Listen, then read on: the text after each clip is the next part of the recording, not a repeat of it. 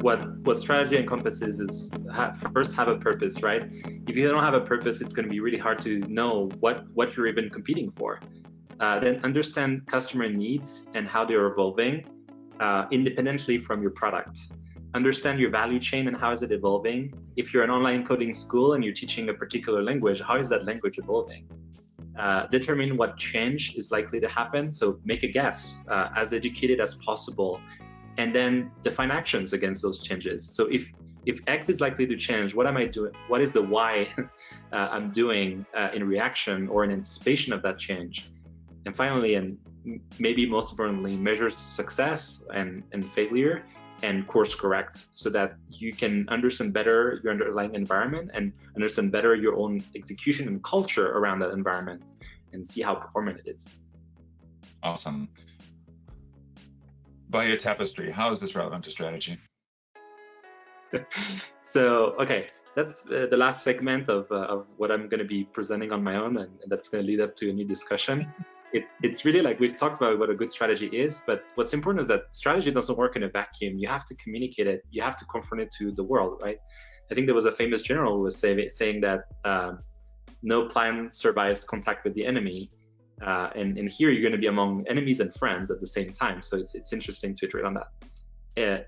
One thing that's important about strategy is that today in the world, and you can see it all around you all the time, it's mostly driven by stories, and we try to convince ourselves of something being right. In military strategy, the last time stories were used as the main way to define strategy was at the time of the Vikings. And the Vikings were telling each other stories on how to navigate from point A to point B. And that was essentially their strategy. So they were saying, like, at the third star in the middle of the night, turn right next to the large rock, and it will lead you to France eventually. And Vikings were amazing navigators for their time, so that was an excellent way to do that at their time. However, maps were introduced in military strategy right after that, and it changed and redefined military strategy forever, because suddenly military strategists were able to think about topology and climate to inform their decisions. So they could say, like, hey, we're going to use this hill, even though we've never been in this country, to take advantage of a higher position against an army that will be lower, because our numbers are lower, and maybe with this height advantage we can actually triumph.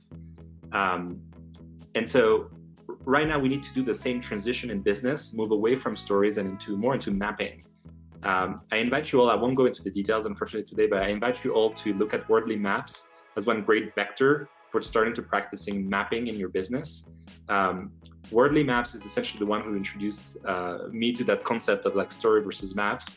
And the adoption curves you saw before in the game are actually one of the concepts that drive the mapping and how to articulate your assumptions around how the market is behaving, how customers' needs are behaving, and communicate it with others so they can challenge you, and together you can build a better map.